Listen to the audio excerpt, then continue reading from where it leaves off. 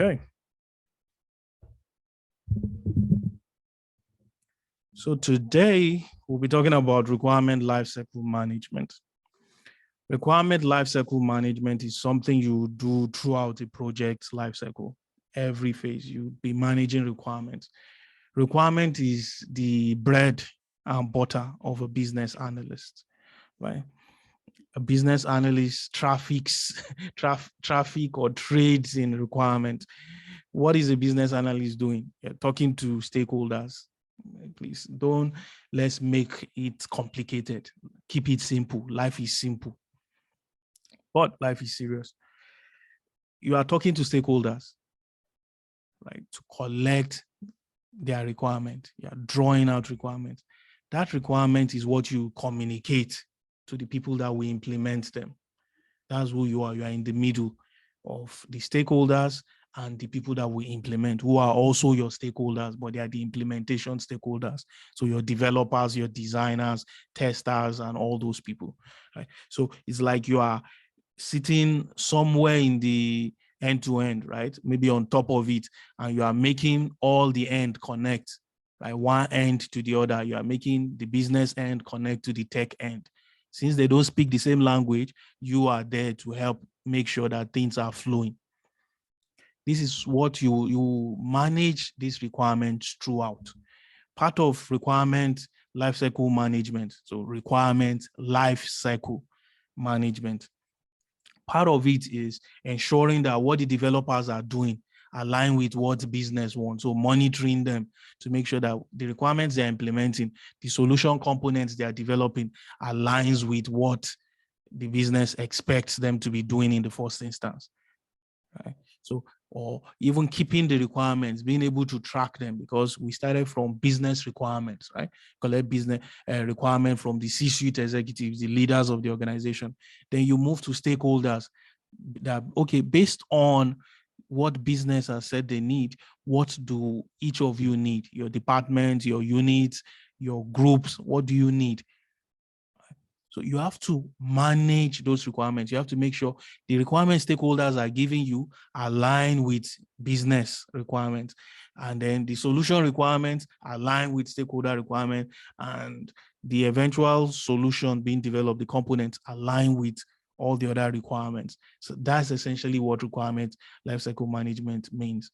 And because requirements will be changing, right, throughout the process of developing your system. People may come up with changes, people may come up with modification.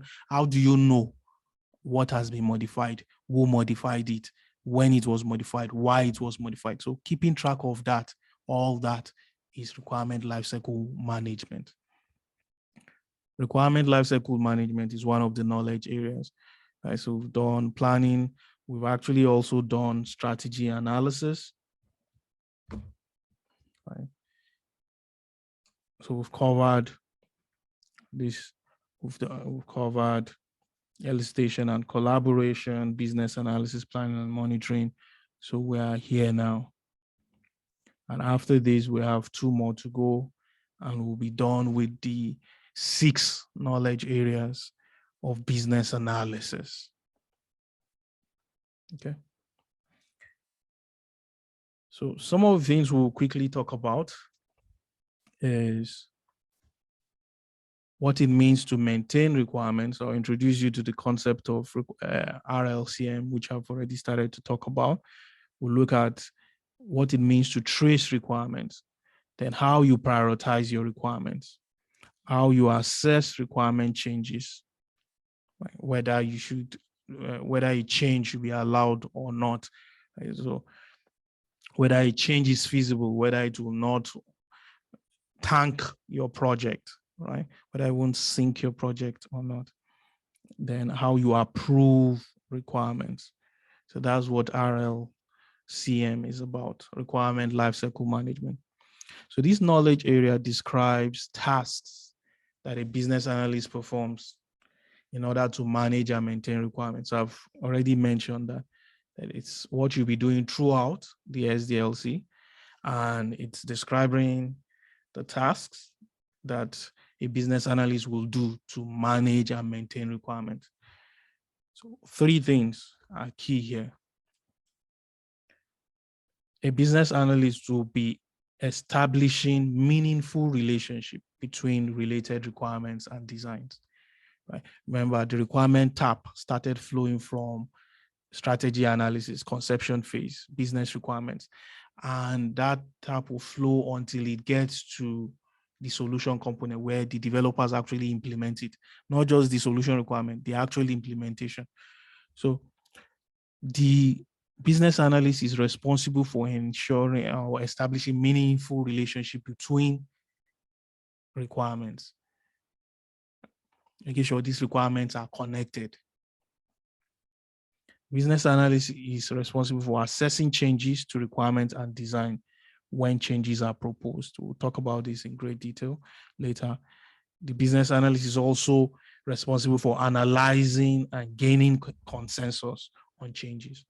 So business analysts will analyze changes that people are suggesting and gain consensus, gain agreement between the different stakeholders on changes.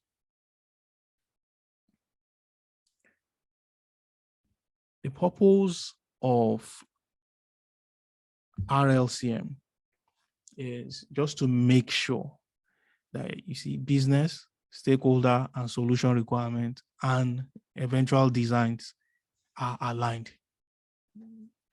They fit one another.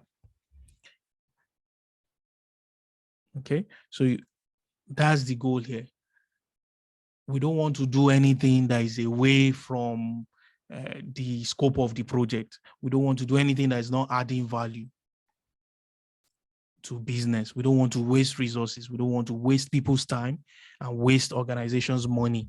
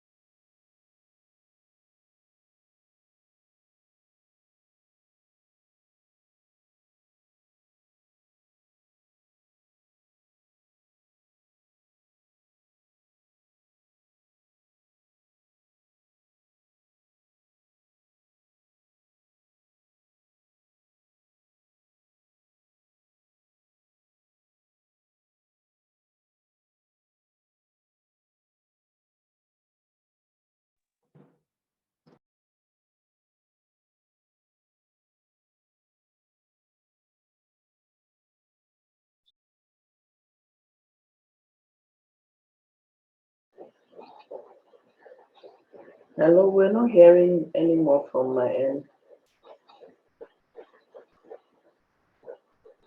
Hello. Laura. Yeah, I'm not hearing anymore. Even me too, I had to type on the chat that my husband too and I cannot hear anything. Okay. Let me check. Yeah, I think it's Can you hear me now? technical glitch. Yeah. Yes, now. Okay. Yes, I can hear you now. Technology, which is what we're studying, right? So sorry, technical glitch. Well, so where did you stop hearing me from so I can go back? Hello, anyone?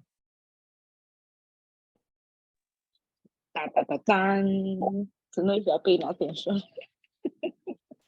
Yeah, we stopped aligning business with stakeholders as well as the solutions.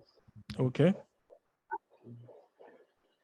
Yeah, so yes, so the purpose of managing the life cycle of requirements. We're not saying the software life cycle now. We're just saying requirement has its own life cycle, which starts from when you collect business requirement and it moves to stakeholder requirements and it moves to solution requirement to when the requirement is implemented. The reason why you are collecting all those requirements is so that you can implement them into a solution, right? So managing those requirements, making sure they are stored, making sure that changes are documented, changes are investigated before you make them. So you investigate the impact of changes, and we'll talk about all that. But that's what you do in RLCM, in requirement lifecycle management. And this is something you will do throughout a project. Directing how requirements will be implemented in the actual solution.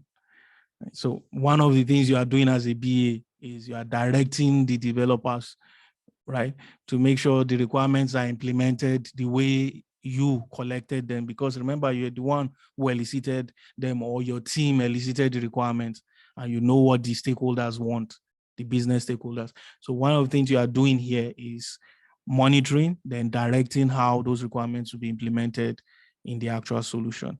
You are also ensuring that BAI, business analysis information, is available for future use. Business analysis information includes the requirements you are collecting, right? So you're ensuring that all those requirements, especially the ones that are reusable, will be available for future use.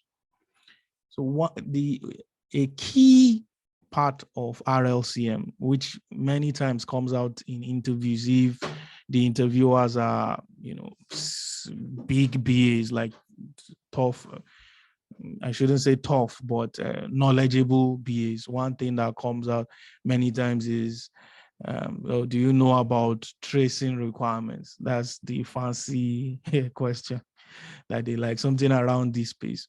Because interestingly, many people don't know anything about this, unfortunately.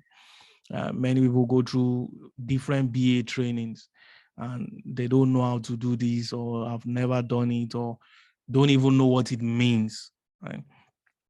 And it's not easy to understand just by reading Baybook. So let's get into it. So tracing requirements means you want to identify and document. So let's remove all that.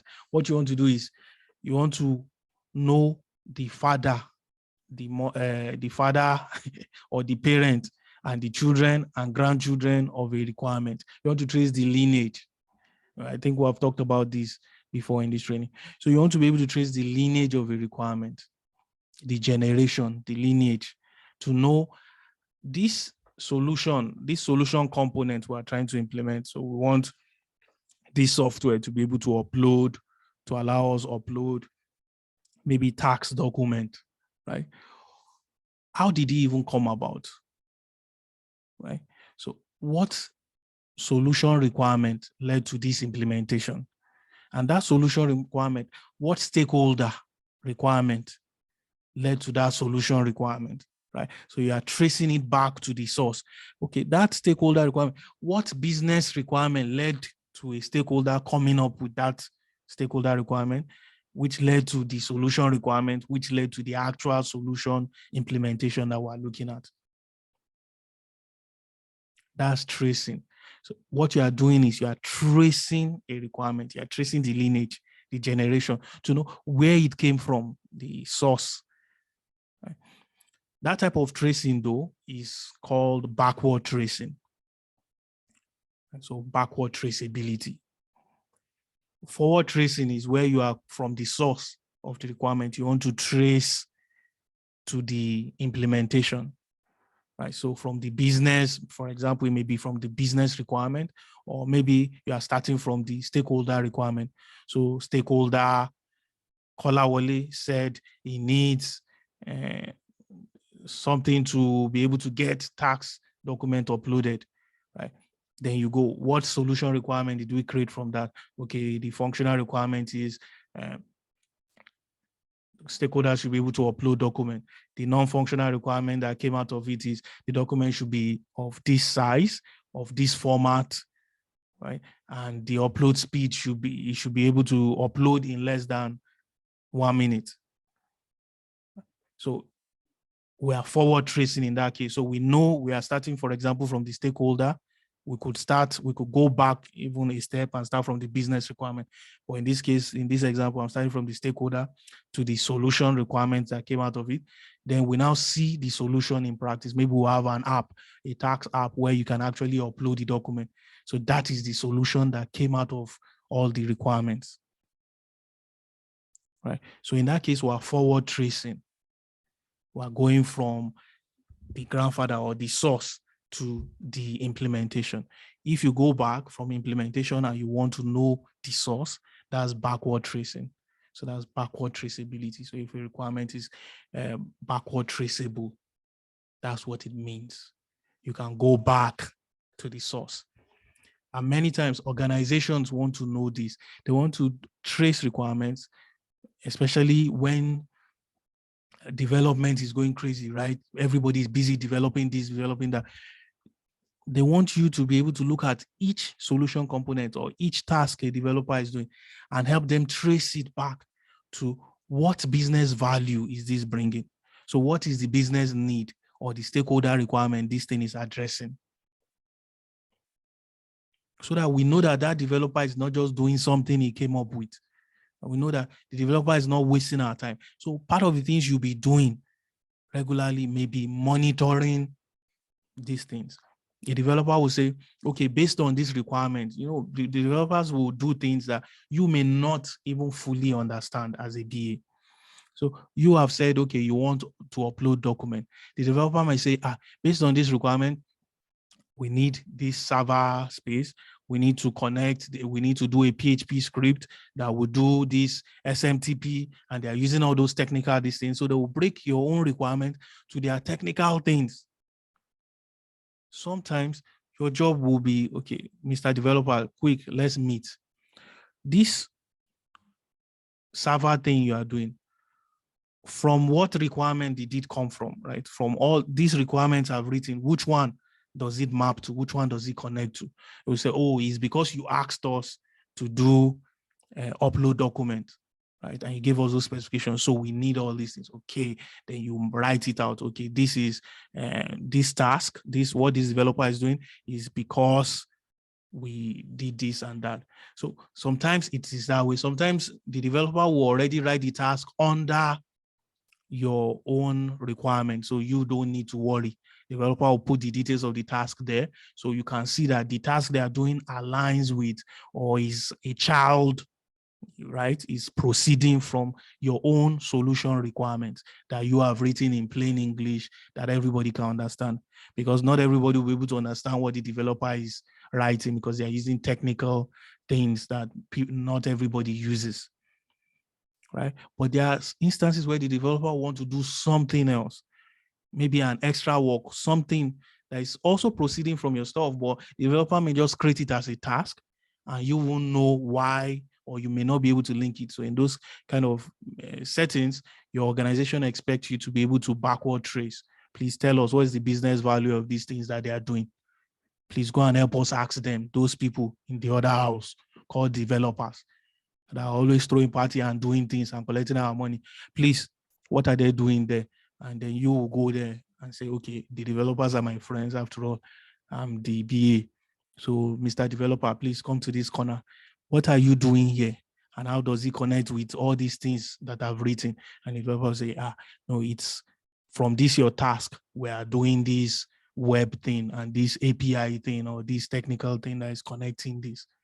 You say, okay. So in that case, you are tracing back.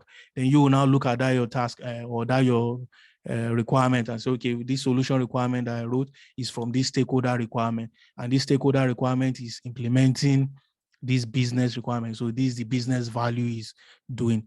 So if we allow this developer continue what he's doing, it means maybe it will make more money for us. Maybe that's the goal. That's the business need. So, and you can document that. So that's backward tracing. Traceability is an important topic. That's why I'm making sure I spend time on it for you to understand. Any question?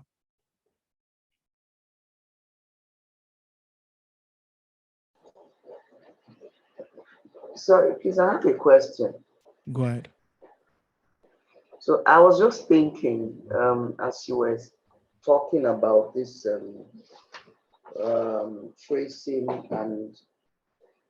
tracing forward and tracing backward. So I'm just imagining that there's just one BA in maybe an organization, and I'm thinking, okay, HR has a business need, admin has a business need, or something they are trying to work on with the developers. Production has, for instance, maybe HSC or something, different departments. So at the end of the day, how does the BA satisfactorily juggle these different, development or needs with the developers without mixing up, you know, um, the things that are needed with one department and the other? Because it's the way you are saying it, that it looks like we're going to be handling one task at a time. But in reality, um, sometimes you might have to handle different, tremendous tasks from different units. How do we combine that successfully? Okay, Tosi, I know you have your hands raised, but let me try to address Laura's question first. Yeah, I wanted to try to address it and Okay, then go maybe ahead. allow you to cap it off. Go ahead. So yeah, so I think the way to handle the question that Laura has asked is that everything has to go back to the business requirements. So for everything, so for example, if it's a huge business and they've got HR, finance, whatever they decide to do as a component of the solutions requirement was always tied back to business requirements.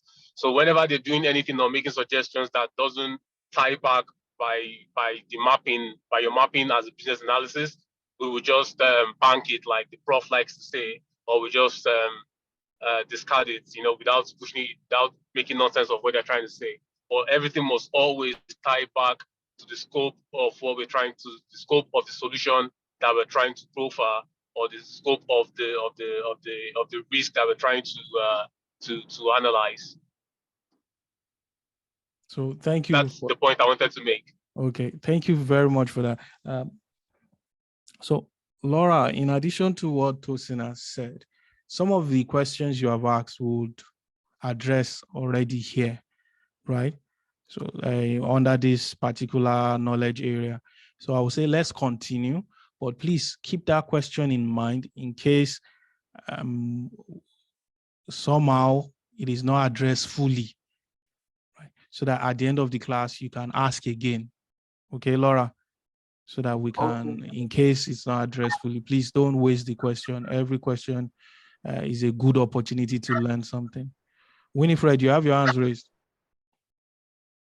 Yes. When you were talking about trace requirements, tracing backward and forward, and I know you talked about like if they give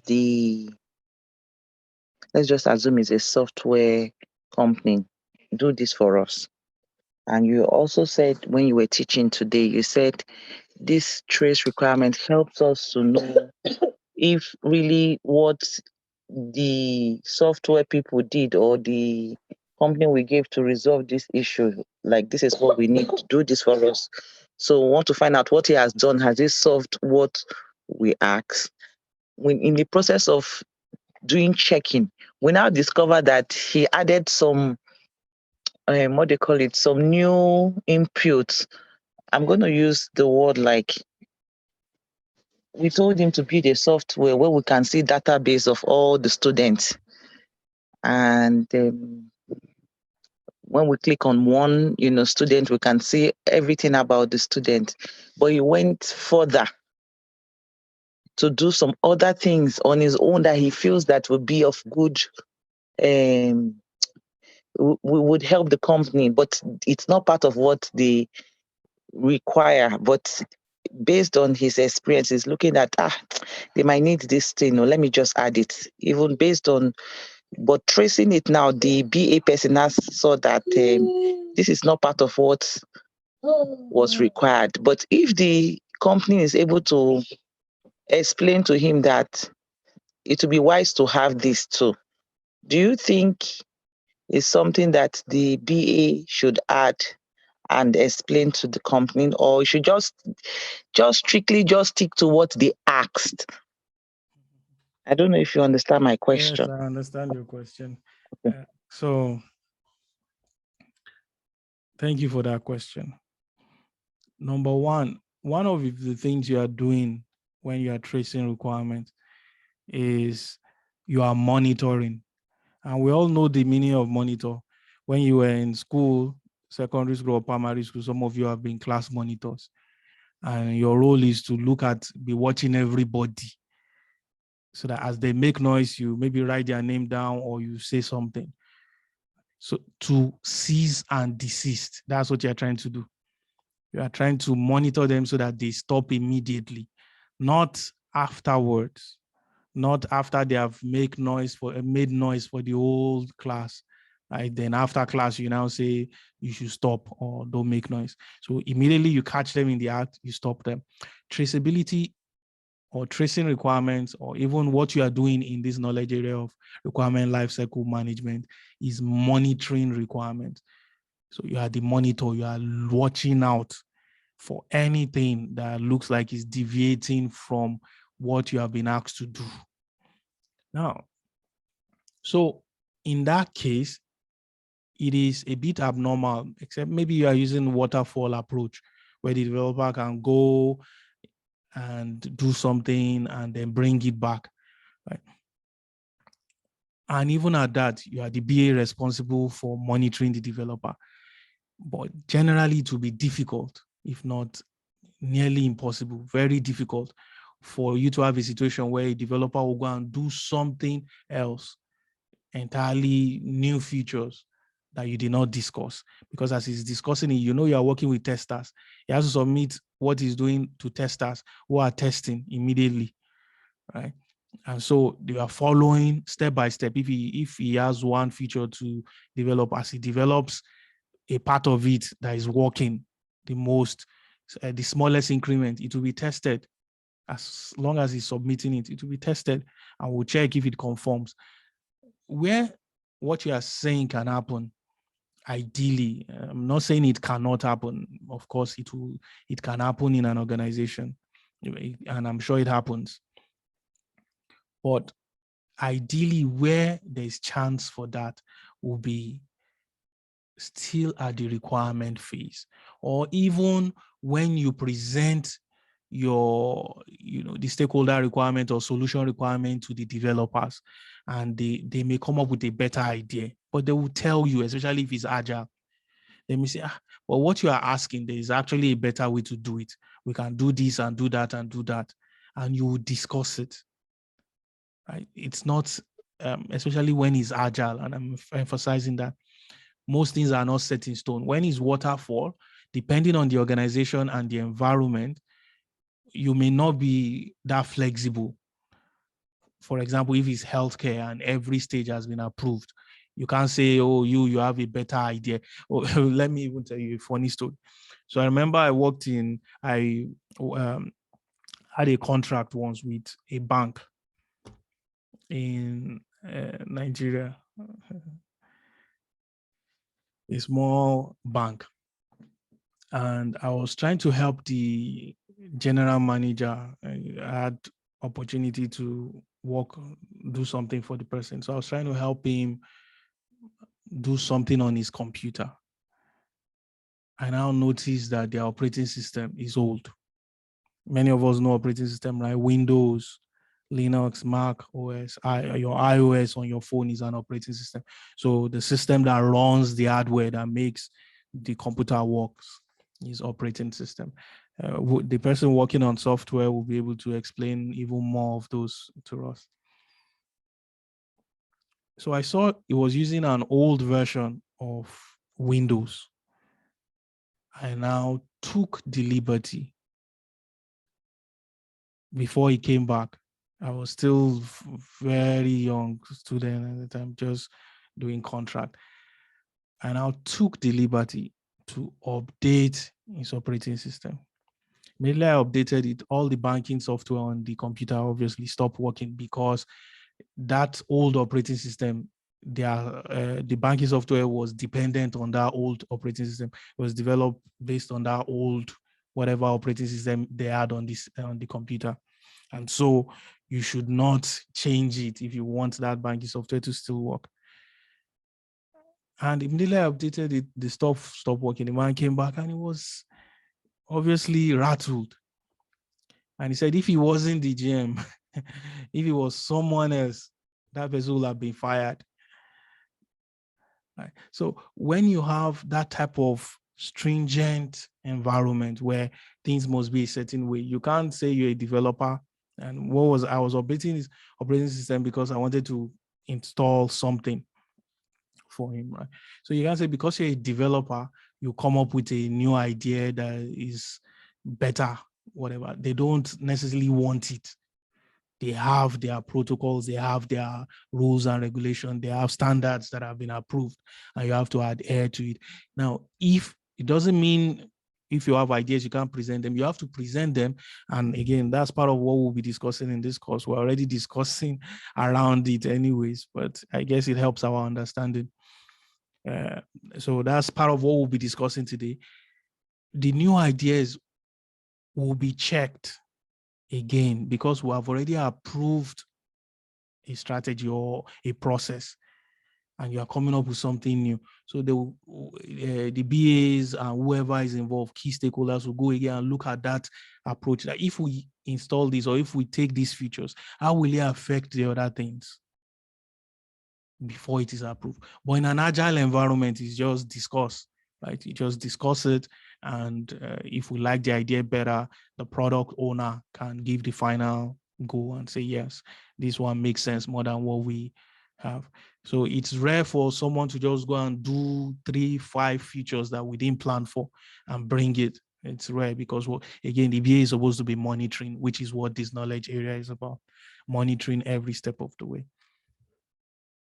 So requirement traceability is used to help ensure that the solution conforms to the requirement. That's why you're tracing. It also helps in scoping, right? It helps in monitoring change, helps in detecting risk, managing time, cost, and communication. Traceability helps to detect missing functionality, which is one key thing. So we've looked at, if the developer does something extra, what if there are things that one stakeholder said, but no one has implemented it? How will we catch that? Maybe we have 372 requirements. And so all the developers are busy because one requirement may have maybe 5 different tasks, 10 different tasks under it that a developer needs to do. Right. So because it's one requirement does not mean it's going to be easy. It may be straightforward or it may be complex for the developer to do. It may take 2-3 developers to implement one requirement sometimes. So what if there's one thing that a stakeholder said they wanted and was missed? How would you know? Right. So traceability is one way. It's the way to detect that. That's why you are monitoring everything. So look at the solutions and trace them back to the origin and see if there's any solution that's any requirement that's not been implemented. Right. So you have solution component, you have your business requirement, stakeholder requirement, solution requirement, then solution component, which is the actual implementation of the solution. So you have requirement 1, let's call it solution 1, solution 2, solution 3. So solution components. All these should map to the solution requirement 1, solution requirement 2, solution requirement 3. And this should map to, these two may be mapping to one stakeholder requirement 1 or 2. And why this one is mapping to just one stakeholder. So in a nutshell, one stakeholder requirement may lead to 2 solution requirements or more, right? And all these may map to one business requirement.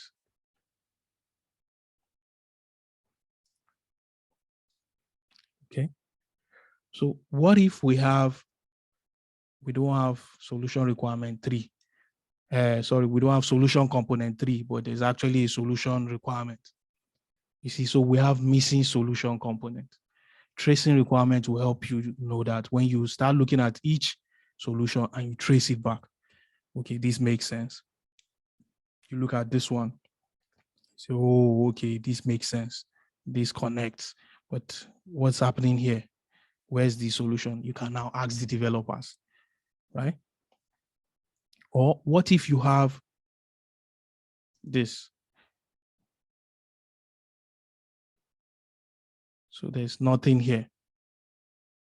You know that there's something. That means maybe you made the mistake because no stakeholder asked for this, but you created a solution requirement out of it, and that solution has been implemented. Right. So you created a solution requirement and it has been implemented, but nobody asked of it. Right. So tracing requirement helps you figure out this. It may be another BA that worked there before that created this. Right. Okay.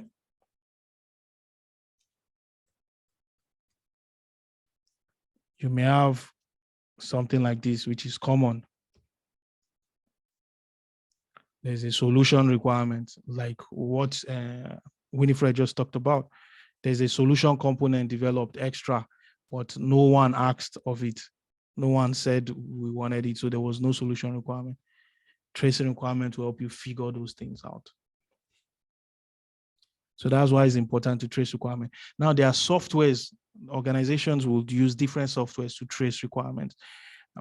I'll check if I have access or one of those tools. I'll use it to show you the process, the flow. Now, different softwares may do it slightly differently, but the key thing there is the same. So I'll use that to show you how you would maybe document your business requirement, link it to solution requirements and everything. At the end of the day, what you want is to be able to see the requirements and know where they came from. So there are softwares that manage requirements. They call them requirement management systems that some organizations use. Now, many times many organizations don't even need to use a specific software because if you're using Jira, Haha, and all those other tools, they already help you manage your requirements. You can trace how the requirement is moving. For example, from Haha, which is a product management system, right? So you document the business requirements, strategy phase, and all that in there, and you can link that to your Jira, which is what the developers will be using, what the developers will be seeing. So that will contain the solution. Though it will contain your users. I don't want to get into Agile, but it will contain your stakeholder requirement, your solution requirement, and then what the tasks that the developers create from it. So through those two platforms, you can trace each requirement to the source and trace it forward also. So, but I will show you, I will hopefully tomorrow, I'll show you, I'll check that I have access. So Microsoft Access. Another tool people use is SharePoint server. So anything that can manage documents, some people will even use Excel. It doesn't matter as long as you can organize the requirement in a way that we can understand the lineage, we can see the business requirement, see the stakeholder requirement and all that, then that's fine.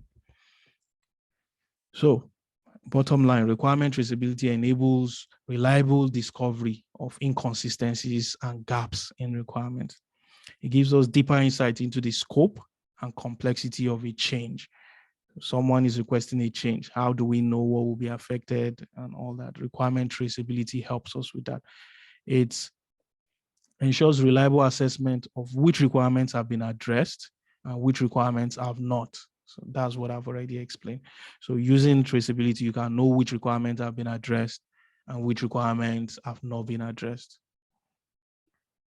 So for when tracing requirements, you want to trace the relationships between requirements, right? And there are different types of relationships that requirements can have. Right. So requirements can have a derived relationship where one requirement is derived from another.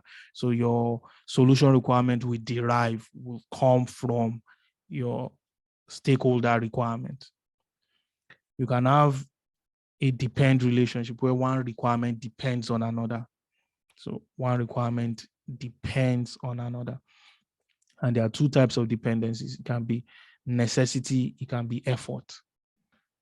Right? Where one requirement, because of one requirement, it is necessary to implement another one. Right? Because of what someone is requesting. To do what someone is requesting, we need to implement some other requirements. So that's necessity.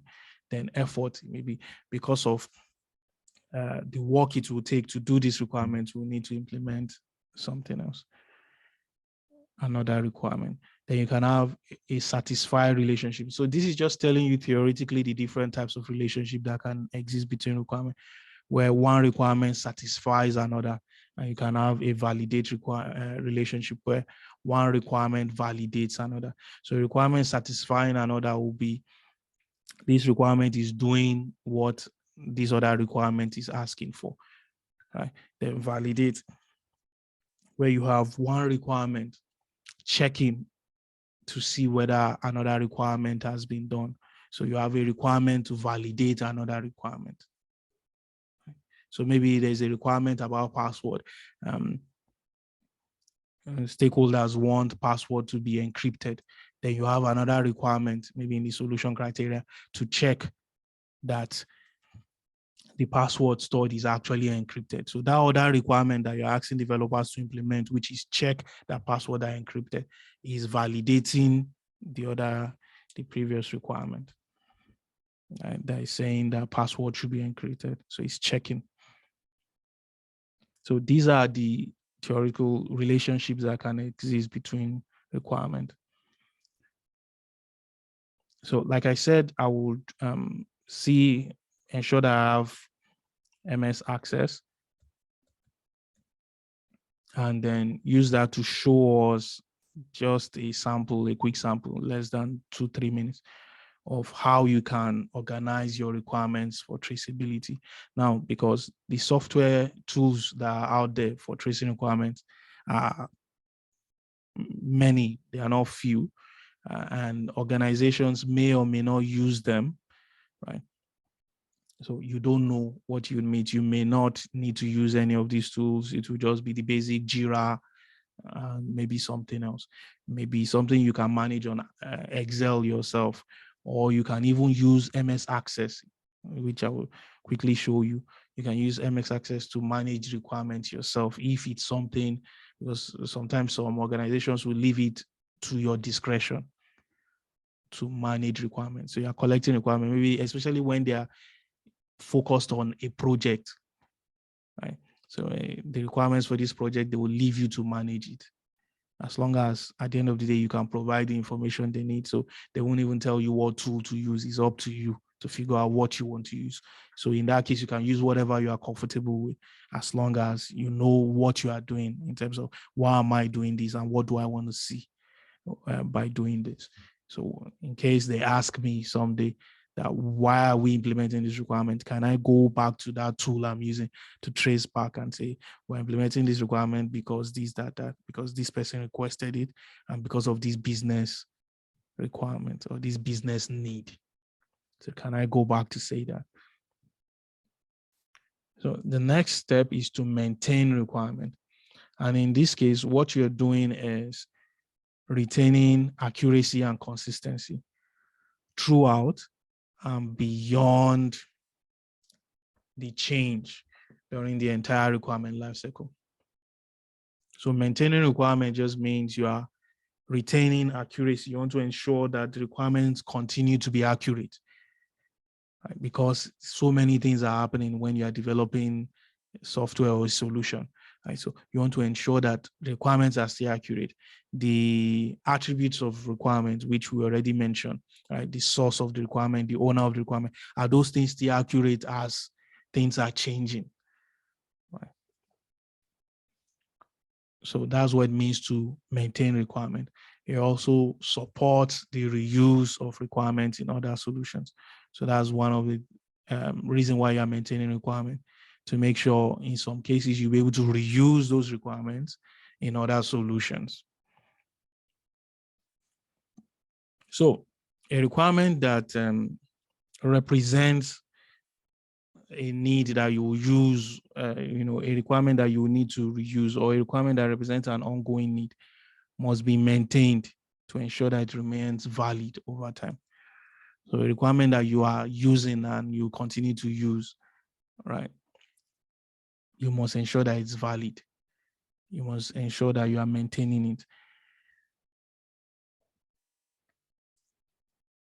Requirements, you are maintaining them because you want them to be represented consistently, be easily accessible and understandable. Okay, so these are some of the reasons why we are maintaining requirements.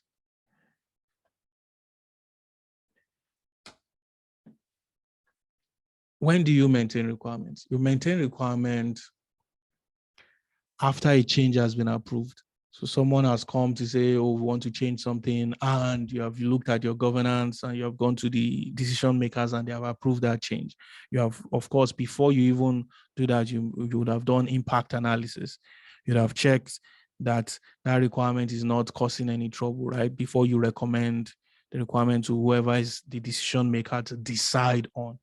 And if they have decided on this requirement and they have approved, you may need to update other things, right? So you may need to document that new change, put a date on it, put a note saying that, okay, so this was the original requirement, but we adjusted it, and this is the new requirement and why. Right? So it's just documenting everything going on in terms of requirement.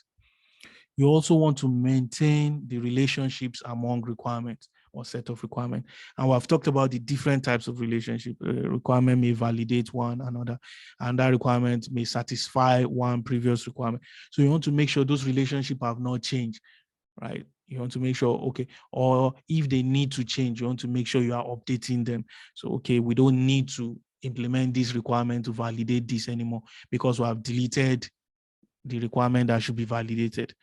So if you have deleted requirement that should be validated, that requirement that is checking should not exist anymore. So you see, you are maintaining a requirement to make sure everything is clean. Okay. So a key part of maintaining requirements is maintaining the attributes, right? So you want to make sure that the source, the priority, the complexity, and all those things are up to date. So you should know that sometimes, even though a requirement may not change, the attribute of the requirement can change. For example, let's say sales department was the one who requested 1, 2, or somehow they don't need it anymore. And they come to you to say, oh, we don't need this tool anymore. Or marketing now say, oh, you don't need that tool. We need it, right? So we need it. When you brought that idea, we thought it was a good one, but since you wanted the tool, we kept quiet. Now that you say you don't need it, please let them develop it for us. So you see, let's assume nothing about the requirement has changed, but some attributes have changed. The owners of the requirement have now changed. So you see, attributes of requirement can change even though the requirement does not change. Okay. Another part of maintaining requirement is reusing requirement. There are requirements that you would need to reuse, you may need to reuse. For example, company policy. Maybe you are new and you get a job at Apple, for example, and say Apple has this policy about their product, that every product, the data in that product must be encrypted to 256 encryption key or something. Let's just call it that. Now, because you are new, you don't know these rules. So you go to the security people and you ask them and they tell you these requirements, you write it down. Now, but you are the BA and you'll be responsible for many products. So this is just one product. On the next product, this same requirement is still valid. all Apple products must be encrypted to 256, what's it called, encryption key standard, blah, blah, blah, right? So that same requirement is still valid. Now, what does that mean to you? You don't need to go back to the InfoSec people, information security people, to ask again when you are developing another product. You don't need to call them in as stakeholders and start eliciting requirements from them again. In this case, what you want to do is that requirement, since you know it's going to be reused, you want to tag it as such, save it well, make it prepare it well, because it's something you'll be reusing for all products. There are many types of requirements like that, maybe contract, maybe different things, right? That these requirements I will reuse. It's not just for this product. I may need these things for other things, for other products that I'll be working on. So you want to prepare those type of requirements for reuse, right? So reuse may mean that you reuse it even for the current initiative.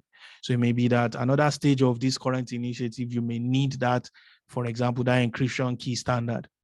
You may need to reuse it. Maybe you are also encrypting something else, right? And so you can refer back to that. You can refer to that requirement and see the specifications. Okay, this is what they said, that it has to be 256, and you provide it to the developers to ensure they deliver that. Right. So you can use requirements within similar initiative. So similar initiatives that look alike, right? That are similar in some way. You can use reuse requirements within similar departments. Maybe you worked in what is it called now? A bank setup, for example. And when you were doing one product for that bank, you had to work with the central bank of that country, and you elicited many standard requirements, right? Many things. You worked with them, you got to learn all the policy and all that. Then you now move to a new bank to be the chief BA or the deputy chief BA. You got a promotion to a new bank, and that bank, the new bank, now wants to implement a similar solution. See, you don't necessarily need to go back to the central bank and do all those meetings again to elicit the same requirements that you already have, because you have the experience, you have elicited those before. So because it's a similar, maybe similar department, similar organization, you can implement, you can reuse the requirement that you already know. Okay. Then you can use or reuse requirements throughout an entire organization. Now, of course, I should put a caveat here. If I say reuse requirements that you already know without going back to the central bank, is assuming that you are not breaking any rules, right? You are not working against any policy. An expertise you have is something you already have. Take for example, say you were responsible for implementing payment systems for an organization that is collecting money online. So you have integrated payment systems, Stripe, or one bank system, or a switch system that takes Visa card and MasterCard and all those things, right? You've done that for an organization, and you have to work with one of the switch agencies, InterSwitch in Nigeria. Then you have companies like Unified Payment System. You have different companies like NIPS that you can work with, right, to do those kind of things to enable online payment, right? So you work with company A and you help them implement it. If you move to company B, that knowledge is still yours. The policies, the specifications for all those organizations is still relevant, and you don't need to go and set up another meeting to elicit requirements from NIPS or Unified Payment System or InterSwitch in order to implement the same system or similar system. You can use what you have learned in the new organization, saving them time, saving them resources, right? So as long as you are not flouting any rules, as long as you're not breaking any rules, it makes sense. Okay. So prioritized requirement is something else you do in the requirement lifecycle management phase of things, right? You prioritize requirement. So let's talk about how to prioritize requirement. I remember Dola asked Wale an interesting question just now. She said, how would you prioritize requirement? And he said, he looks at what is urgent and those and some other factors, which are good, right? But remember, a BA is not working for himself. He cannot independently determine or independently prioritize requirements based on his own or her own view of things, of what is urgent. And I know that's not what Wale is saying, but I'm just trying to emphasize that. So as a BA, the way we approach prioritization has to always involve the organization and their needs, right? You have to make that part clear, because this is something that companies ask in interviews. I remember one interview that a BA did. In fact, this was a question they said the BA should work on. They gave the BA a scenario and said, how would you prioritize requirements in this case? When there's this kind of issues, what would you do? And the BA was able to successfully break down the steps, functionally decompose the task and break it down, and presented a very good report, which I was involved with. And the BA got the job, which is good, right? And so I know for a fact that this is important. So what are we doing in prioritizing requirements? We know the meaning of prioritize, right? When you are growing up, they'll say, get your priorities in order, right? Get your priorities straight, meaning figure out what is most important and do that first. And then what is next important, next in line, and do that for second, right? So organize the things you need to do in an order that makes sense. That's what prioritization means. You are organizing, you are ranking requirements in an order that makes sense, that is important. You are ranking them in order of importance. The secret question there is importance to who?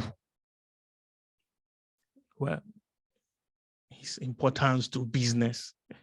There's no business analysis without business, right? So it's importance to business. So prioritization is the act of ranking requirements to determine their relative importance to stakeholders. Priority can refer to relative value of a requirement or the sequence in which requirements will be implemented. So seeing one activity on top may mean that that activity is what is most important to an organization, but it also tells you that that is the order in which the organization wants to implement these activities or want to carry out their tasks. So priority tells you two things. It tells you what is most important and tells you the order in which the organization wants to carry out their tasks. Prioritization is an ongoing process. When we get to Agile, we'll discuss this even more completely. You will see that prioritization is something that happens like every week with the product owner, where they are looking at the list of or the backlog of requirements they have to deal with, right? Backlog. And prioritizing this backlog based on the changing needs of the organization. Because today, what is important today may not be what's important next week. And the product owner or the BA in charge representing business will be the one to first know, because they are always consulting with the C-suite executives and the leaders to know what is changing. So what they figured was important this week may be different than what's important next week. And so they would need to change the organization of their task to fulfill the most important task first. So that's prioritization. You are ranking requirements in respect of their relative importance to stakeholders, to business. Now, there are different bases, and this is important, different bases for prioritization. Those who take IIBA exams, these are the kind of questions you would expect. Different bases for prioritization. You can prioritize requirement based on benefit. Right. So what is the benefit? Which one is most beneficial to us as an organization? Right. So we have all these requirements that we have collected from stakeholders. Okay. Which one is most beneficial to us? And we do that first. You can prioritize requirement based on penalty. Which one will cost us the most if we don't do it now? Right? Which one will hurt us the most? And that becomes your number one thing. If you are prioritizing based on penalty, you can prioritize based on cost. Which one is the most expensive or which one is the least expensive? You can prioritize based on risk, right? Which one is the riskiest? Which one has the most risk? That if we don't do it, the risk to us is great. You can prioritize based on dependencies. Which one has the least dependencies, meaning it doesn't depend on other things, right? Or which ones depend on other things in such a way that we have to implement all those other things before we can do it. So the one that has the most dependency may mean it has much more work than the one that we can just do without having to do 300 other things or 30 other things. Time sensitivity, which one is most urgent, right? Which of these requirements is the most urgent for us to get to? Stability, which one is most stable? Meaning, which one are we sure of that we have all the information about and we can go on with? There may be requirements where you still need to clarify this, you need to clarify that, you are not sure of this, that requirement is not stable yet. Right. Then regulatory compliance or policy compliance. So in some cases, it may be external stakeholders enforcing a requirement on you, where maybe government has come up with some policy, and because of that policy, you need to quickly implement the changes they have requested in order to continue business. It may be something involving tax, it may be one finance thing, right, by the government. And they'll say, oh, now you need to implement KYC, know your customers. And so even if you were developing a tool to do miracles or magic, now you first have to do what the government has requested. So that takes precedence over any other requirements you were working on. That becomes top priority. So these are the different bases for requirement and for prioritization.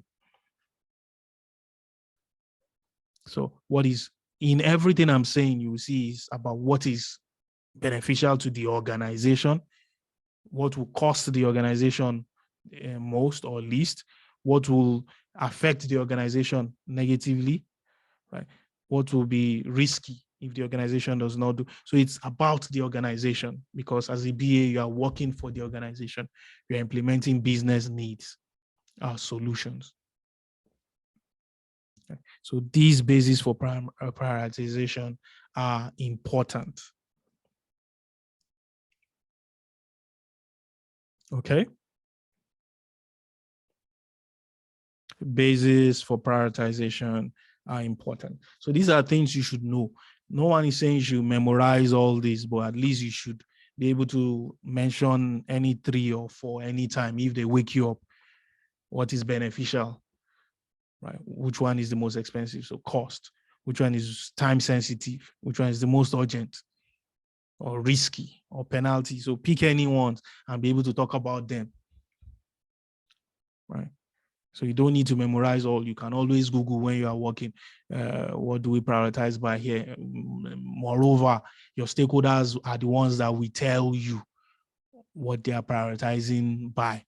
Right? So it's not, you don't need to memorize anything. They will tell you. Say,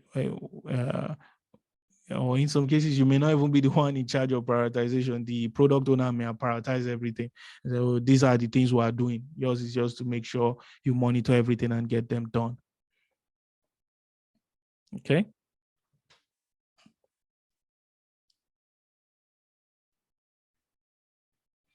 So I think this is a good point to stop for tonight. Right? And tomorrow we would look at how to prioritize. Right? So we'll look at a technique for prioritization or for prioritizing requirement. Okay, and then we'll round off RLCM, hopefully. Any question?